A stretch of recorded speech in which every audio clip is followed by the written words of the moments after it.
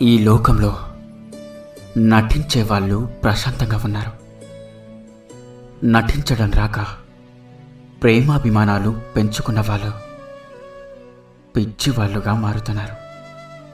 ఇక ఇదే సమాజంలో జరుగుతున్న నగ్న సత్యం. అవసరాలన్నీ తీరిపోయాక చేసిన మంచిని మర్చిపోయి కీడు తలపెట్టాలని చూస్తే కాలం అనేది ఎప్పటికీ కూడా సహించదు. ధర్మం ఊరుకోదు. జీవితాంతం మర్చిపోలేని గుణపాఠం తప్పకుండా నేర్పిస్తుంది. గుర్తుంచుకోండి, ఉప్పును కూరలో వేస్తే రుచిని ఇస్తుంది కదా అని పాలల్లో వేసావు అంటే అవి పనికి రాకుండా పోతాయి. పదార్థాన్ని బట్టి అలాగే